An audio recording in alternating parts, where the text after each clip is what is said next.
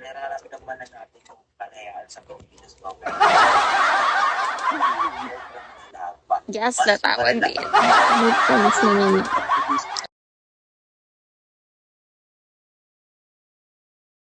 Ano ba? Lahat ng Pilipino dati na sumusuporta kay Carlos Maria de la Torre. Dapat hindi mo marinig kung paano ka magbasa. Tuturing sila na kalaban, etc. So alam niyo ba, ang ideology kasi guys na Izquierdo, with crucifix in one hand, and sword in the other. Sabi-sabi na ito guys, Hi, Ben Squad, the views. Sanity, no matter man gagawin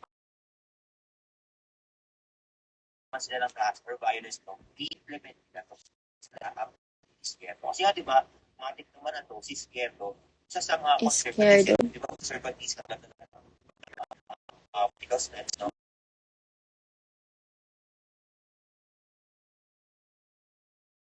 Sila nagtiwala sila sa kamay na bawal, mga ganyan-ganyan, hindi sila more of the human rights or the progressiveness. So, ganun guys, no, si Izquierdo. Okay? So, to, it's first of his act na, no, is proven yung mga School of Arts, which, itong mga school na to, by the Philippines, no, by the Filipino natives, no, pinaniniwalaan niya na itong Naglag. para, ano sila, parang organisasyon sila na kakalaban sa government. Kaya niya pinatanggal to. Yun ang kanyang suspect. Okay, yun ang kanyang tingin. So dito, lahat ni Cristo na sumusuporta pa sa kanilang last na government na si Senador is pumunsin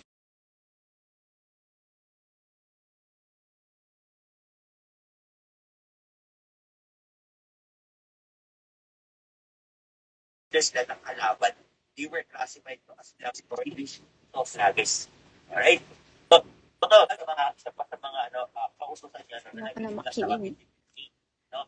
Yung mga case, no, yung mga workmen, yung mga pati na rin yung mga sundalo ng sa Cavite. Dati kasi, meron silang accepted na sa pagbabayad ng tax or tribute or pati na rin yung polo service. Yung mga certain cases na or hindi talaga sila pwede na or hindi or privilege na sila. Accepted na sila sa polo service sa taxes, yung pagbabayad ng tax. Okay? So, anong meron dito? Kasi dati guys, no, meron tayong forced labor. Diba? Na pag hindi ka, sila mo kaya magbayad ng tax, kailangan ikaw magtatrabaho ka sa government. Pero alam niyo ba anong ginawa ni Izquierdo? Okay? Ang ginawa niya is tinanggal niya to. Okay? Ibig sabihin nito guys, no, kung dati ang mga Hi, Kuya Del. At the same time, yung mga sundalo dito. Kasi ata. Oo, kasi patawag doon.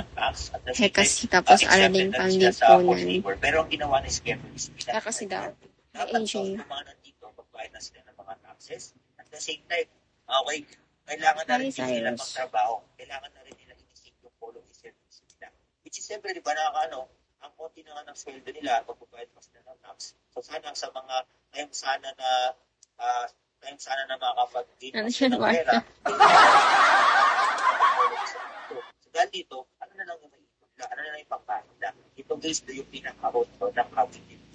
Yung pagkakaklas na nangyari sa Cavite. 18 pa lang. So to, yung dami pa. Dito guys. Sige, Miss Dan.